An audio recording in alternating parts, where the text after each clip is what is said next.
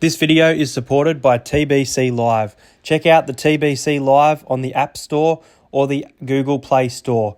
It's an app to enjoy NRL with friends while the game is going. You comment what's going to happen next, and you thumbs up and thumbs down if you disagree or agree with people. There's great rewards to win every week, and your favourite content creators, including me, are on the app. So check out TBC Live today.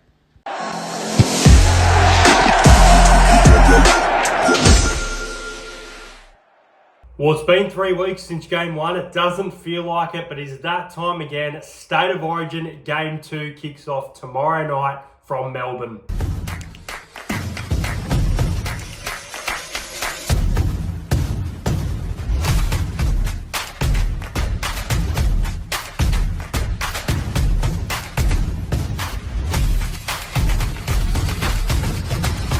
Subscribe to Entertain House.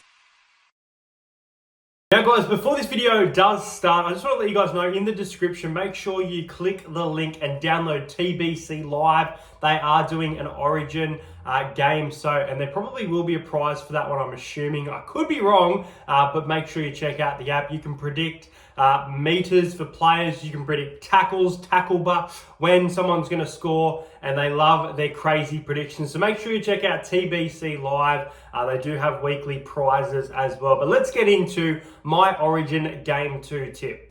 Okay, so Origin Game 2 will start from Melbourne at 8 o'clock tomorrow night, and the Blues go into this one as favourites, a New South Wales chain side. I haven't actually made a video about the team list. I made one for Game 1, but let's have a look. So the Blues line up with Dylan Edwards at fullback for this one. He is in fullback. So two new fullbacks, I'll get to it, obviously, than what we saw in Game 1. Brian To'o on the wing with Zach Lomax once again there. Latrell Mitchell has been recalled in the centre. I know how good that man can be in an Origin jersey, and it is scary. His form has been getting better as well. So Latrell Mitchell gets his shot from new coach Michael Maguire. Stephen Crichton in the centres. The halves are Jerome Luai in the 6 with Mitchell Moses in the 7. He's my enemy tomorrow night. Jake Trbojevic at captain and prop. Hopefully you see more minutes for him for the Blues fans because they're going to need him. Reece Robson once again at hooker. Payne Haas in 10. The back row of Liam Martin and Crichton. Cameron Murray comes into lock for this game. Interesting. Cameron McInnes has obviously been overlooked for this one. Murray's only had one game back from injury. Bench of Connor Watson, who's a very versatile player. He can play absolutely anywhere on the field. He can go to centre, go to 5'8" if there's an injury there. But we'll see what happens. Isaiah Yeo, Ola Kalatu and Spencer Leniu. 18th man at the moment is Mitch Barnett for the Blues. So not a bad looking Blues side, a bit of improvement there from that of Game 1. Some interesting drops. I don't know, Cameron McInnes, I thought he was fairly solid. Hudson Young, I kind of do agree with it in the sense of the bench. They've got quite a strong forward pack as well. So James Tedesco obviously overlooked as well.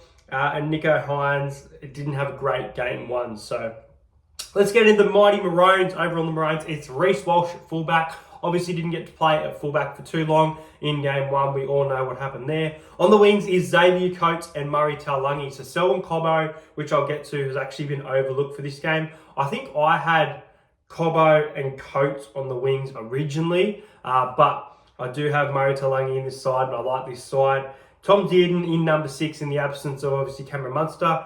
Man of the match from Game 1, a stellar performance from Daly Cherry Evans. Ruben Cotter and Lindsay Collins at prop. Number 9 is Ben Hunt, and he'll probably start again. Seems to be that way that they're going. Hunt starts, and then Grant comes on later. Back row of Sua and Nanai. Lock, Patrick Carrigan. The bench is Harry Grant, Fodawaker, Felice Kafusi, and Kurt Capewell. Kurt Capewell has been very injury prone this year. I love his Origin experience. He brings a lot to the team, but I am a little bit worried because he seems to be playing 1 week and then he's out, for a week. So we'll see what happens. Touch wood, nothing happens here to Kurt Capewell. Felice Kafusi came on as an 18th man in game number 1 as well and did a job there. So yeah, obviously Queensland, massive win in Game 1 there in Sydney. This one's going to be tough because we haven't won in Melbourne, Melbourne MCG for quite a long time. I think it's been about 22 years. So long time in between drinks for a win here. That's probably why the Blues are favourites. And obviously, if New South Wales are to win this game goes to a decider back at Suncorp, which is going to be so cool. I think it's a sellout already. I could be wrong, but I think it's a sellout for that game at Suncorp for Game 3. Not sure what the crowd figure is for this one at the moment, but I think there is still tickets available according to everything on here. Obviously, good battle between Mitchell Moses and Daly Cherry Evans in jersey number 7 there. Nice battle of Crichton and Hammer in the centres and Latrell Mitchell back at fullback.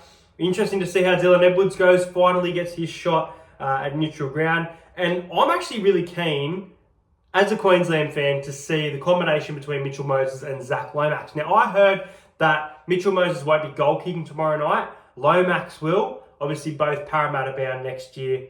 Hopefully, you don't have too good of a game, boys, but good luck to yous. And then, obviously, for the Maroons, I mean, I've mentioned Hammer. He was outstanding in Game 1. He can have a massive Game 2, I think, as well. Daly Cherry Evans was massive. And a lot of people think Patrick Carrigan's going to go to another level in this game. There's one player I just have a good feeling about, which I'll mention soon. But let's get into what I'm actually predicting to happen. So, do I want to see the Maroons win this game and go up 2-0 and see a dead rubber game at Suncorp?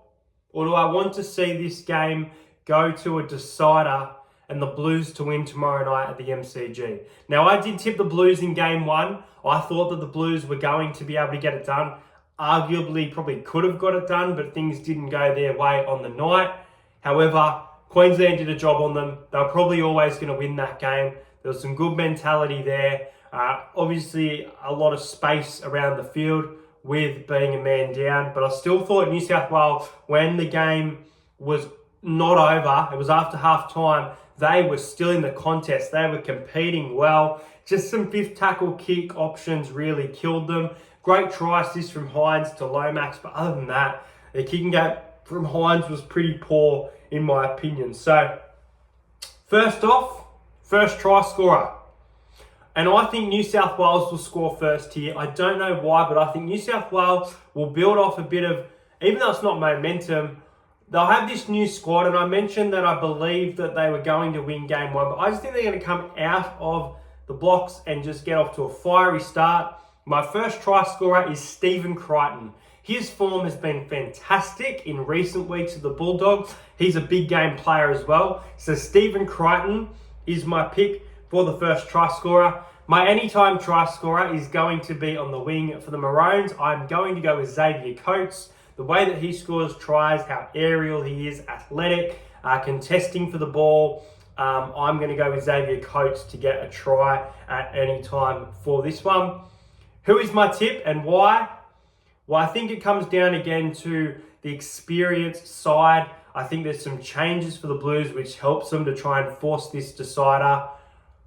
But I think the Maroons win this one, I do. I'm going to go with the Maroons to win by 8 points. I think that there is a lot of experience within that Maroons side, looking to try and three-peat for Origin as well. And it's all on the line here to break a bit of a hoodoo at the MCG. So the Maroons to win in a bit of a low-scoring one compared to what we've seen in Origin recently. I'm going to go with Queensland to win 22 points to 14. 8-point win in this one. I do think the Blues will score first, which I mentioned.